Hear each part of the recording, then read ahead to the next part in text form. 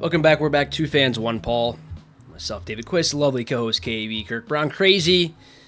I mean, not even a great slate of football. Crazy week of football, and the NFL is going on right now. Some upsets, some teams pissing down their leg, and our Tigers getting the W in extra innings. KB, how we doing in Phoenix? And then we can kick off some of these games here.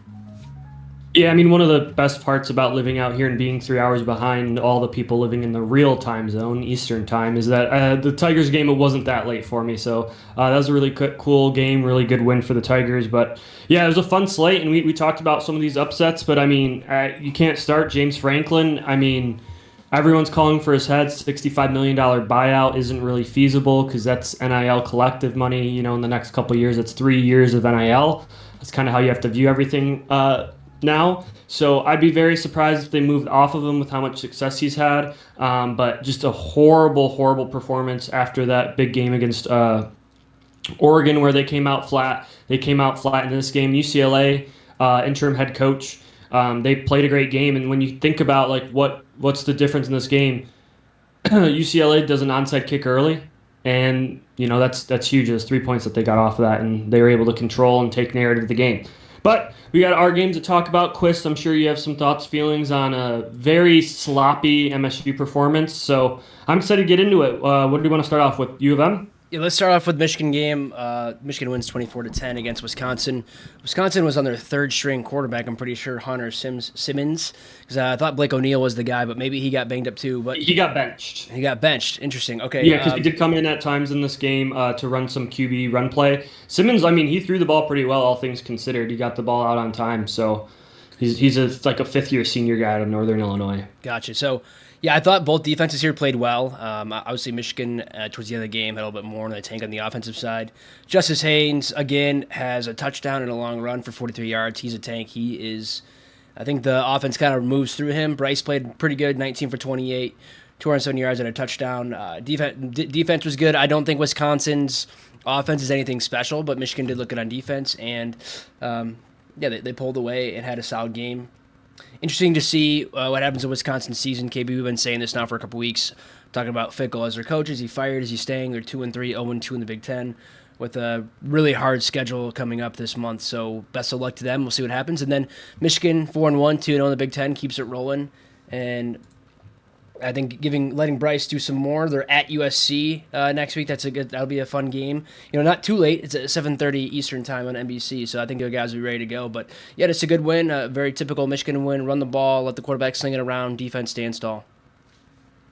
Yeah, I mean, after the first drive, Wisconsin didn't do anything really at all to scare Michigan. The first drive, they came out, had some really good plays. Michigan was just a little bit overly aggressive. Wink, man, if you're playing bad O-lines, you don't have to blitz. And I think it got Michigan into some areas of the defense that were open. Wink has to get better at covering the middle of the field, like 5 to 7 yards, like 3 or 4 first down opportunities, because a T would just release and he just stopped like right over the ball, and there's just no one within 10 yards of him on some of the blitz drops. And with a team this bad, I just think it was a weird task. And then kind of in the second quarter, you saw a little bit less guys blitzing, running, attacking downhill, and I think that really shorted up.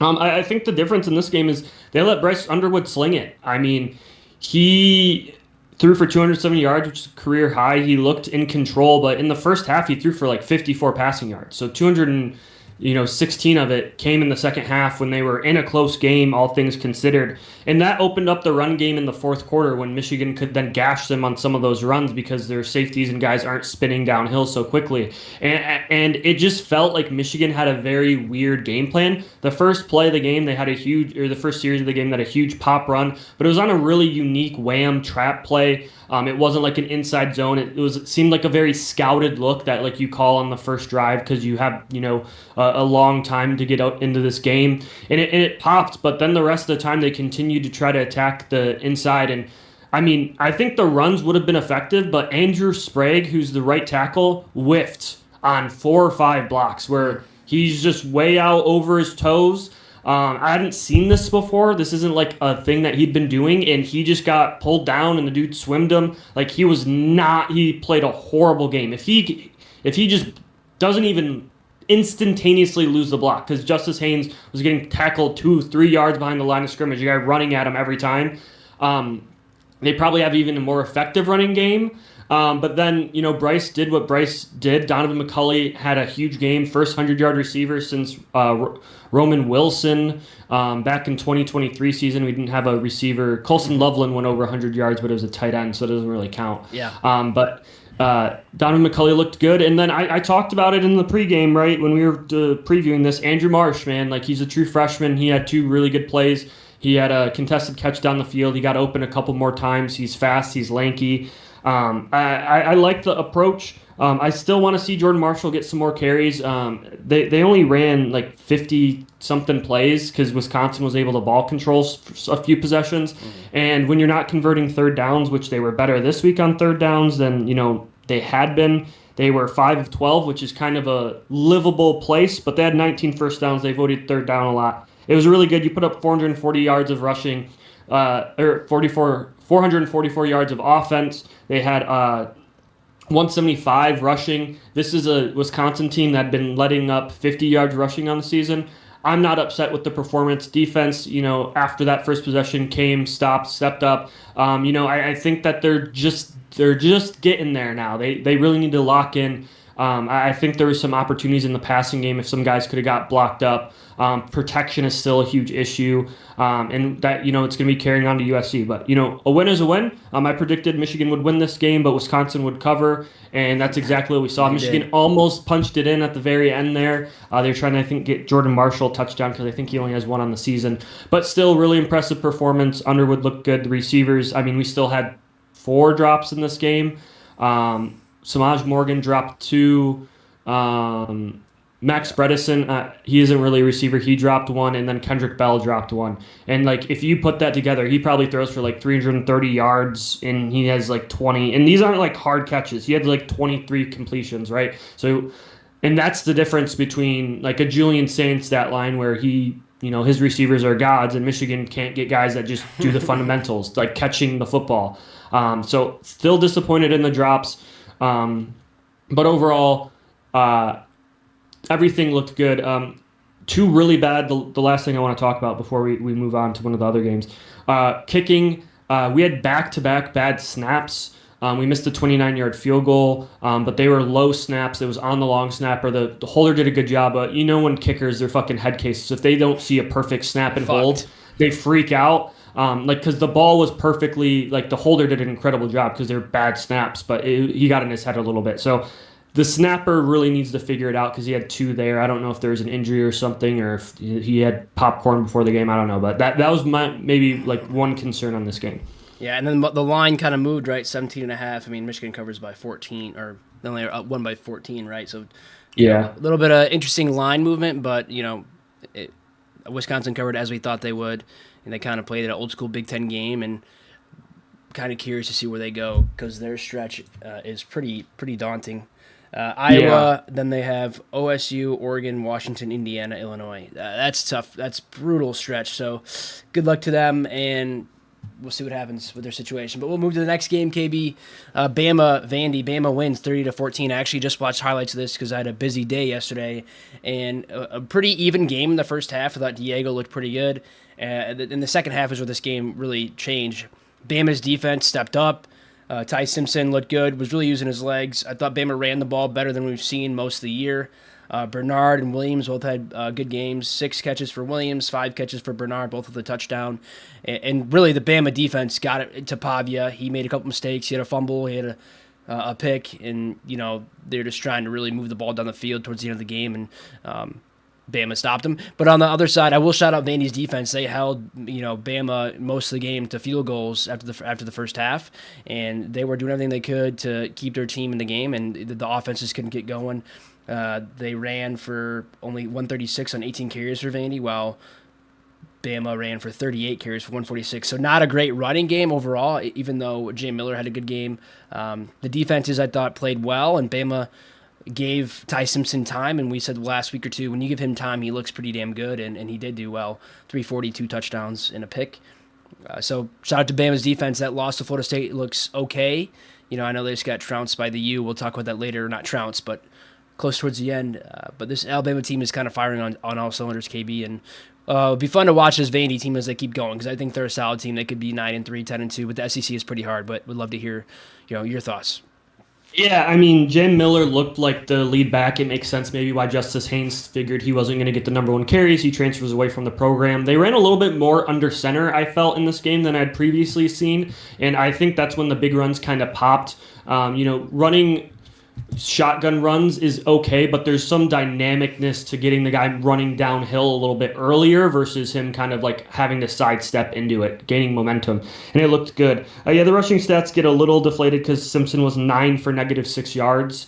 But the running backs, I mean, Jam was featured 22 carries. Kevin Riley was 5 carries. Jam had over 6.2 yards a carry. I think the real thing here is Pavia, I think, did a little bit too much in this game. Yeah. Your running backs bust a huge one for 65 yards, and he gets 4 touches in this game. You had 12 carries. I know some of those were sacks and a lot of keeps, but I felt like this was an opportunity where Alabama's weakness is really in the run defense. We saw Georgia gash him on that multiple times. We saw some big runs, and they threw the ball 35 times, not mentioning other dropbacks from Pavia that turned into rushes from sacks or scrambles. So I just was pretty underwhelmed, especially when you had that big run pop early and then you try to go through the air. It kind of felt like the game was much further away at times because Alabama was able to move the ball so well. But the defense stood tall, and there's still some red zone issues with Bama. I mean, when you have 486 yards, like, you'd think more than 30 points would kind of be your benchmark. You'd think you should be in like the 35 to 40 point area with how well they're able to move the ball. 7 of 15 on third down, 2 of 3 on fourth down. So, I mean, they had 9 conversions between third and fourth down, 25 first downs, and they didn't have a bunch of penalties or turnovers. So, I mean, that was one of the things. They possessed ball for 37 minutes, kept the ball out of Pavia's hands. So I think that's the one thing, is that there's still some issues. But, yeah, Alabama is playing much better football. They have a pretty aggressive slate too, but Vanderbilt, they lose that one, but now they get LSU at home after going into a bye, so maybe there's some opportunity there.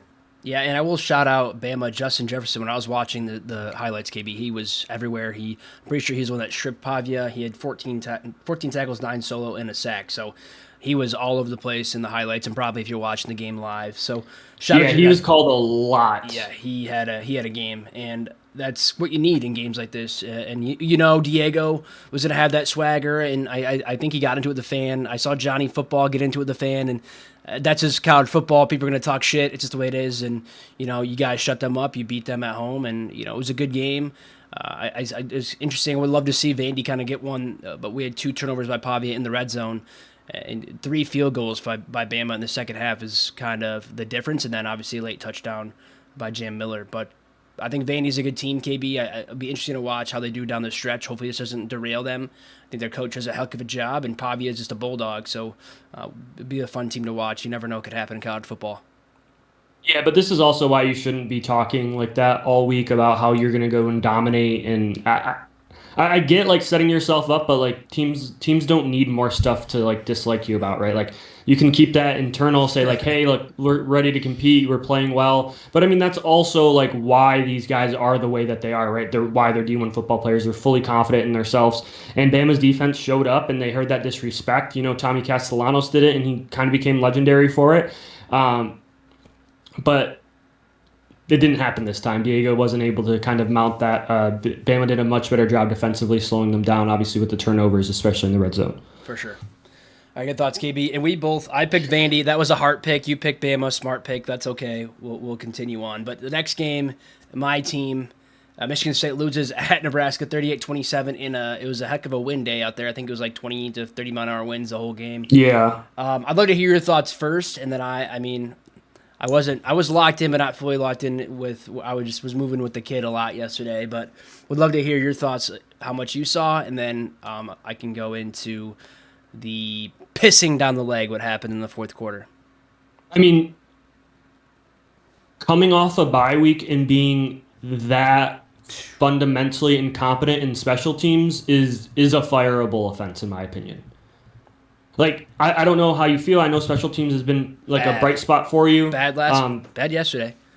Yeah, but like it was inexcusable. The blocked punt um, was After a weird tough penalty. You don't see after a that a weird lot. penalty, and then you also had the kickoff return. It kind of reminded me of the Maryland game a couple years ago that you guys ended up losing. Remember where they just like didn't field the kick? Guys can catch the ball. Like I don't know. That was pretty disappointing. And like when you guys went up, and I was jumping back between. Obviously, there's other games on, and I've watched back the game. But when you guys went up 21. It was 21-17. Was 21-14. it 14? Yeah, 21-14. After being able to really stall Nebraska's team out after the awesome first quarter they had, that was really, really disappointing on what happened next. Childs, I know is Wendy, but he looked like last year Childs. He looked scared, and that O-line didn't protect him at all, Lepo. which is sad. You guys couldn't run against like a not very good run team that Michigan ran for like 290 on last week. Childs did well, but Childs had 13 carries because he's running for his life a lot in pass protection. He made some awesome plays too. He had 2 rushing touchdowns. The one where he reversed field and ended up scoring and breaking some tackles was awesome. But like he looked like the only player that really wanted to fight, that was battling, that was in there. The team looked flat, which is wild coming off a bye, going on the road, and still they were in a great position to win because surprisingly your defense made Raiola struggle a lot. Your secondary played well. I'd assume both QBs struggling probably a little bit due to the wind. It's hard to throw in 35-mile-an-hour winds. But there was just run defense is an issue. Again, Emmett Johnson had 3 touchdowns on 83 yards. They probably should have ran the ball even more. Yeah. But it's just a weird game. And then in the fourth quarter, like you said, just what like crumbled. You get up, you're up 21-14, and it just feels like everything went wrong. It was 21-21. Emmett Johnson scores right, and then 3 straight touchdowns. And you guys end up scoring one late to get it to an 11-point game, which we were both right because we predicted they were going to cover. But, I mean, it was weird. Like, it just feels like, and I'll let you go because this is your team, but it just feels like your team is never, like, prepared for a full game. Like that like you like, and that's like a sign of like the small fundamentals that I just feel like aren't there. Totally fair. I think I've been really high in special teams all year, and punting into wins, and it's going to kill the ball, whatever. He's a great kicker, a great punter. I thought he was out kicking his coverage constantly this the game, and because of that led to a bunch of big punt returns for this Nebraska team. The kick return at the kickoff were 2 guys. It was our fullback, and then Sam Edwards, who's like a captain, like a backup linebacker. Both guys try to catch it, muff it, they recover. That was right as they tied the game, which was, there's one big, I don't know if it was second or third down, but like we had a chance to get off the field. We were getting sacks. This Nebraska and 5 sacks. Both lines are trash. I think we had 3 sacks in a row at one point, which is just insane. And one thing that was kind of bothering me towards the end when things kind of start to be a slippery slope was Childs was definitely hurt, and he was still in the game. And I thought Alessio looked fine. He was 6 for 7 for 71 yards and a passing touchdown. He looked fine. He looked in control when he was in the game. We threw the touchdowns earlier on, but you could tell in that third, fourth quarter when Childs was most of the game he was throwing them deep. Obviously, with the wind at his back, it's hard to know, or in his face. And then at the end of the game, when they're forcing it, he was leaving things short. 2 or 3 times, McCray, who was relatively open, the ball was short. And one of the last sacks on Childs, he kind of got hit on his backside. Marsh kind of got in his face because he wanted the ball. I've had people say left and right that Marsh might leave, which is highly possible. We'll see how things work in the new day and age of loyalty in college football, because there really isn't any. He had 4 catches, 41 yards, leading catcher. It just didn't seem like we had it. It seemed like Childs from last year. It just seemed, when you have a 21-14 lead, and then Ashton Lepo just olays a guy, and your fucking quarterback gets probably 700 pounds falling on him. That was early in the game, but that kind of happened more and more. And like you said, Childs was running. I thought the defense played pretty good, and then things kind of crumbled. The Then Isaiah Hunter, 59-yard. I think it was him, had that screen pass. I just feel like tackling's gotten worse, I feel like, since the first game. I thought tackling was really good, and then it just seems like it's gotten worse and worse. And to The me, guy tackled his shoe. He ran the he TD did. in without a shoe on. In my opinion, that's a coaching thing. And as much as I loved Antonio and he didn't show a lot of emotion, there's just I texted my group chat about this. There's something about Smith where he just doesn't show anything. Like he's, as Sam said, our friend, he's bland, while D'Antonio was calm. I don't know if that's I kind of agree with that. I just need a little bit more, I guess, and I don't know if that's because Tucker was more engaging in that way, but obviously D'Antonio sometimes showed some emotion. But for me, when things are falling apart and you're the leader, you got to have a little fire, and that was Marsh and Childs were like kind of having a moment, which is totally fine. We're competitive out here, and Marsh is a NFL talent, and he wants the ball. So, yeah, frustrating way to lose a game going into homecoming next week with UCLA coming off a big-ass win. This kind of was chalked up for me to be a win next week, and now I don't even know. How good is Michigan State? Doesn't seem that great. And then how Boston College got blown out this weekend, too, so, that we felt like that may be like a good point. Like, hey, we at least know Boston College is an okay football team, so Michigan's a little bit better than okay, and it's like, you guys let up 282 yards of offense and 38 points. I mean, so many short fields. Yeah. It felt like it felt. I'm not going to be like try to be mean here, but it felt lucky that you were in the game with how poorly everything had gone, and then like the dam in the fourth quarter of like playing that poorly finally like broke. Is that kind of like you can't make that many mistakes again and again and again and again and not expect a competent team to kind of take advantage. Yeah. I think too, like how much it's hard. We've gone through since 2021 season with Kenneth Walker. We've had a weird 4 or 5 years. How much can you blame on Tucker for not being able to recruit and this team obviously just being decimated with guys transferring out, and then you get Smith coming in with his quarterback and all of his staff, and it's hard to tell who to. I don't want to say blame game. We're still 3-2. We could still make a bowl game. It's possible, but it's just frustrating, and having such high highs the last 10, 15 years ago, which is crazy to say, 10 years already. We're used to kind of winning. We're used to being at least 8-4, 9-3, having a really good defense, and it just seems like we've lost our identity. And then I even think Smith said something in the post game about how he wasn't worried about his tackle play, where a couple guys like Lepo did not look good. Like it's an effort thing. You can't coach effort, so I don't know what you do there, but it's just interesting to.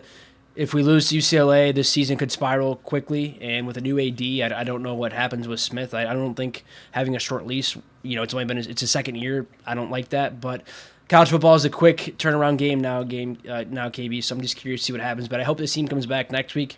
Noon kick against UCLA, homecoming has some fight, and then Indiana, Michigan. So a game you thought you were going to win is going to be a tough one now, coming off a big win, and then 2 trophy games in a row. So we'll see what happens.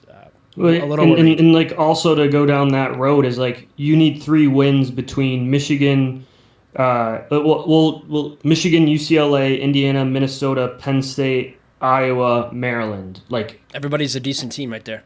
Yeah, those are all more than competent football teams. Even though Minnesota just got boat raced, like you guys need to kind of. I thought coming out of a bye you would look sharper. That was one of my more concerns. Is that like you guys had multiple weeks to prepare and we're not playing special teams at all. We're not tackling. We're not. It just was weird. I'm gonna kind of. It was very windy, so I'm not really super. And Childs was battling through that hand injury that he suffered like late in the first quarter, right? Late in the second quarter, maybe. Then his hammy, I think, too, happening later on in the game. Yeah. So we'll see. Hopefully they can get healthy. And if you have a backup going to UCLA, what does that look like? Or not going to UCLA, but facing UCLA if the freshmen. Fine. Yeah. How does that look? So didn't he throw 2 pick sixes? He was 0-2 with 2 pick sixes. One was garbage time against Western and Tate Halleck. I think that's just a good story. And then I think he had one last year. But, I mean, then he goes 6 for 7 with the touchdown. And he looked like he was under control. And he was ready to go into when Childs hurt his hamstring towards the end of the game. So I think he's fine. You recruit quarterbacks to come to your school, so your backup should be good. And I don't know if he can run or much. He's probably kind of athletic, just knowing today's day and age. But you got to know if your guy is banged up to say, hey, take a breather. We have a backup that's fine. Let's see if you're healthy to play. If not, you're going to sit the rest of the game. It's just kind of a call you got to make. I know Childs is a competitor, but you don't want him. He might have an NFL career or whatever. It's just not worth getting more injured when you're already kind of hobbled a little bit. You could tell in his throws, especially towards the end. Yeah, 100%. Yeah, because he started the game like 5 for 9, and he only completed, or 5 for 8 or something like that, and he only completed 4 more passes. So you could definitely see the difference in composure and completion after the injury when he got landed on. But anything else from that? Obviously, disappointing result. You really wanted them to win. This, I said that they're probably going to lose, but cover, and I was right. So this is kind of on track with my expectations for the season for them. But I know bowl game is kind of the bar, because that if you don't get to the bowl game, it's way easier for people to leave. You don't feel like you're building momentum, and they need to turn around and play, because they had a bunch of opportunities to play good ball and blow out Nebraska, and they just didn't make any plays when they needed to. It was very disappointing, especially in the fourth quarter. Yeah, I definitely thought we had kind of. I felt pretty comfortable when it was 24-14, and then the break just fell off and slippery slope. Things just kept on happening. They couldn't tackle. They couldn't catch a kick. So when things happen, you need something to kind of like, all right, let's look at the mirror, Yeah. take a step forward, and that didn't happen. So I don't know if that's leadership or coaching or being windy outside or everything, but it'll be interesting to see how we bounce back. We haven't been at home since Youngstown. It's been kind of a long time. At USC, bye week, obviously they're at home, but then out in Nebraska. So been a while since a home game, and then we have a lot of like back and forth home and away. So we'll see how they react. Any nervousness with students kind of giving up on the season and it not being a lively crowd? Because I know that there is hockey full starts. College. We're a hockey school now. But like any fear of that when you go, obviously homecoming, so maybe you won't have it, but just the student section has been relatively good this year. I mean, they might have left early, but they've been packing it in their whole section over. So yeah, I'll keep you guys in tune because I will be there next week. It's a noon kick, which sometimes can hurt as well, just because kids want to. They probably went out be drunk and partying. Yeah, and they probably went out on Friday night, and they're taking their time. I mean, Wisconsin, when I was in Wisconsin, KB, the kids didn't even fill it up to like the second or third quarter. So, and then they left after jump around. So every school's different. We'll see how it goes. Yeah. Hopefully we don't spiral, but we'll have to see. Hopefully they respond well next week. But that's enough. Flush that one. Get that out of my system, KB. Last game, unless you want to talk about anything else. I know we kind of talked about Penn State, UCLA. Florida beat Texas as well. Is there anything you want to talk about before we transition to the last game? Or are you good? Yeah, I did want to cover the Penn State thing. I mean, inexplicable. Like, I know I talked about it a little bit earlier, but like that's the reason why James Franklin is still at Penn State. He's like, hey, you never win the big game, or very rarely, but at least you never lose these games. But then he did. And you brought in Jim Knowles, and like Ohio State fans, hand up, you were right about how bad he was. He got absolutely trounced. He had no preparation for a QB who could run. The defense looked soft. They got absolutely whacked by the dude, first time ever calling plays. He got known that he was going to be calling plays on Tuesday. Jeez.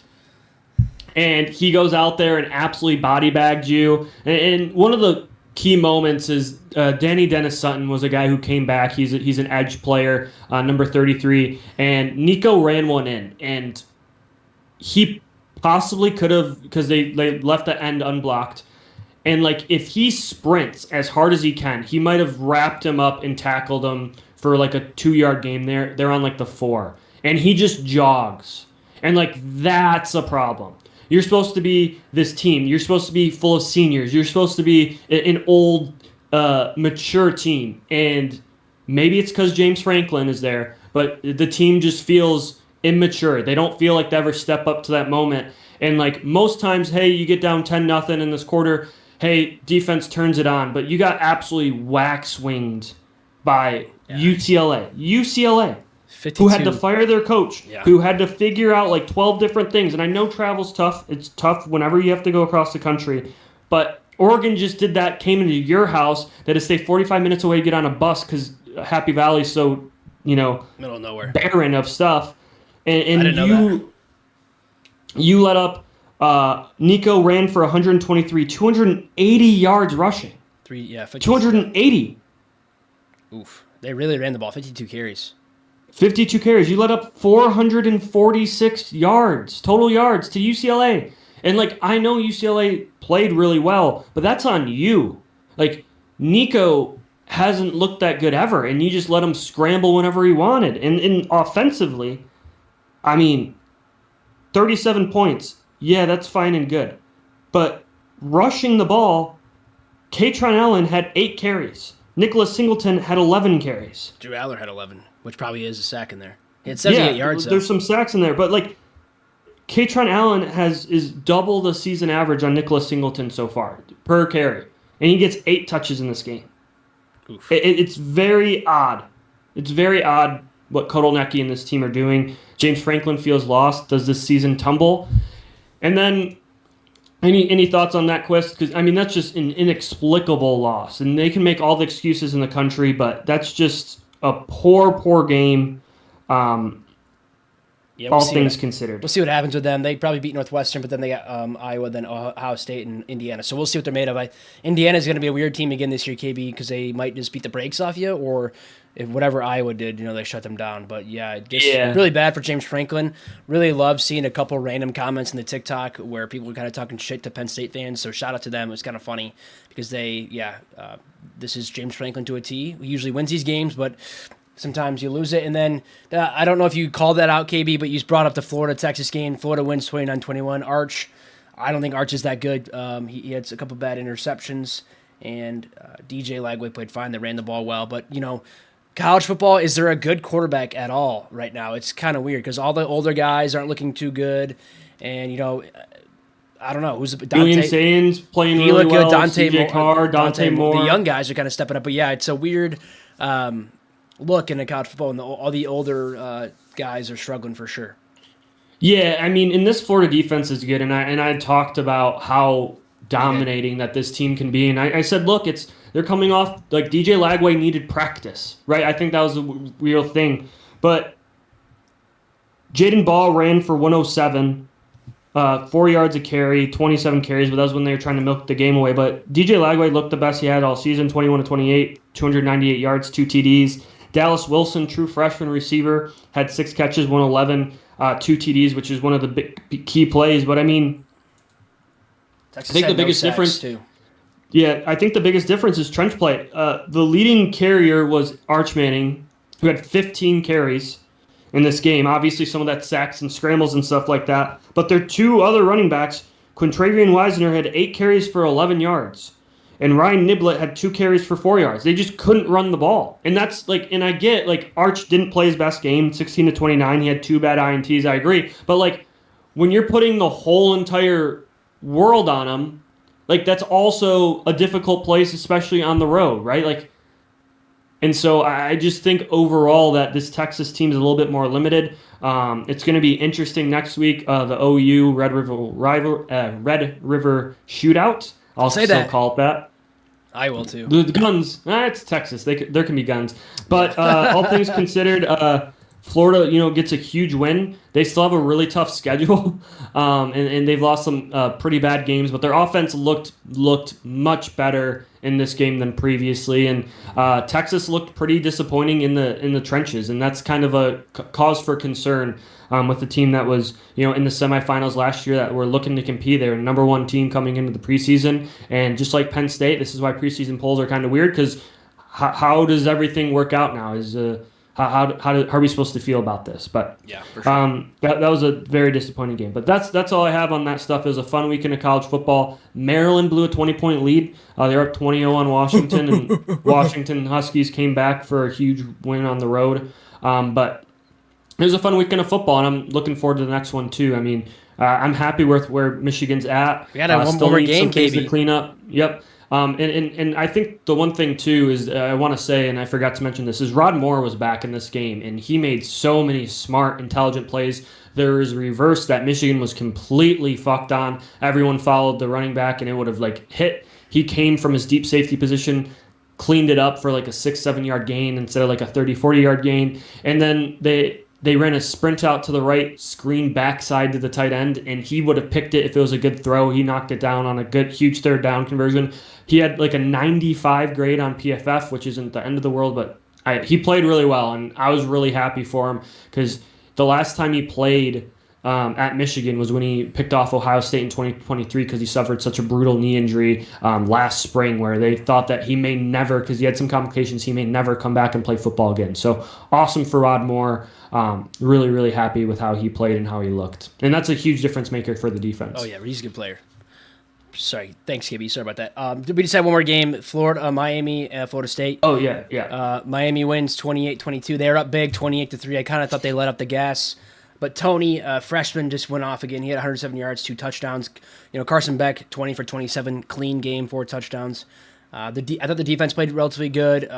Castellanos was running everywhere. He threw the ball 45 times and 25 for 45, 2 touchdowns, 2 picks, and had leading rusher. I just thought, going up 28-3 in the third quarter, you kind of could feel that the game was pretty much done.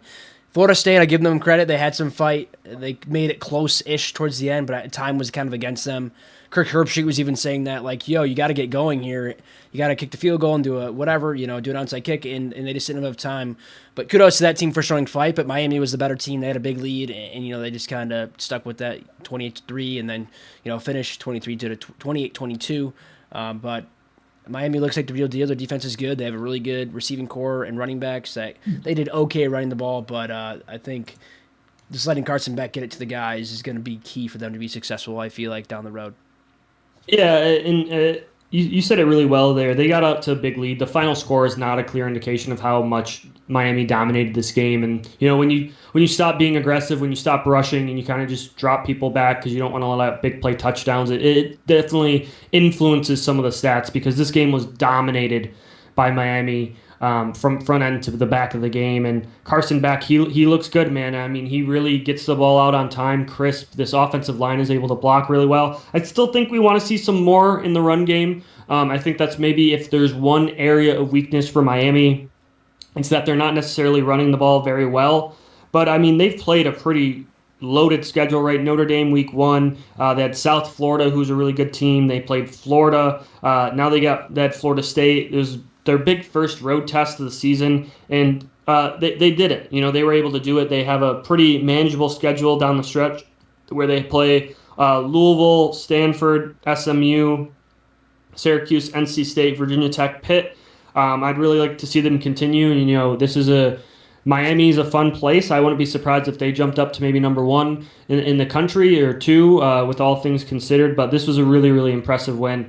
Miami is in a really good place, and we talked about like, hey, what's the outcome that we're looking for, and this is like as good as it could possibly be. Is basically like this is exactly what you signed up for. Carson Beck experience, getting the ball out of his hands, efficient, throwing touchdown passes, and they've gone to the portal twice and hit absolute bombs. It'll be interesting to see if Cristobal can load up and actually recruit a player. I know they have a young guy, I believe, that came in, a highly touted guy, but they've been able to do it in the portal. They have some real key weapons, and their defense is nasty and gross. And that's how you build teams, right? Trenches out. That you can find skill players everywhere. It's really hard to get offensive linemen as MSU seeing, Nebraska seeing. Is like you have to recruit and develop and strength train those guys to be able to play well. So. It was really impressive performance, and I picked FSU to cover. They obviously didn't, so that was my worst loss. That was my loss of the week, but we went 3-1. So I'm really excited to continue watching. Anything else, Quist, on this? No, nothing else in this game. Obviously, State losing was a disappointment, and looking forward to see how we bounce back. Just want to shout out, we lost our dog on Friday, and people have been really gracious with that. So I know a lot of friends and family listen, so thank you guys. She was the best. And looking forward to breaking this down and talking about her with all you guys when I see you in person. So thank you for that. And as always, after a loss, I'll say it, KB, go green. Yeah, one final thing here. My beautiful wife, who supports me a ton, found the Taylor Swift Purdue stat, so she needed to make sure I mentioned it. Whenever the week following a Taylor Swift album release, Purdue has not won. I believe they're 0-9. Following this loss, which is pretty funny, pretty crazy. I think that is more of a Purdue fucking loses on a lot of weekends stat versus a Taylor Swift curse. It'd be different if it was like Ohio State, program that tends to win, because Purdue's been pretty brutal for her entire tenure. But whoever found that fun stat, and Nat texted me and said, "Hey, please make sure you mention this." So I needed to make sure I got that in. I love it. But I appreciate it, Quist. And yeah, I mean, it feels way better to say this after a win. I can say that for sure. Go Blue.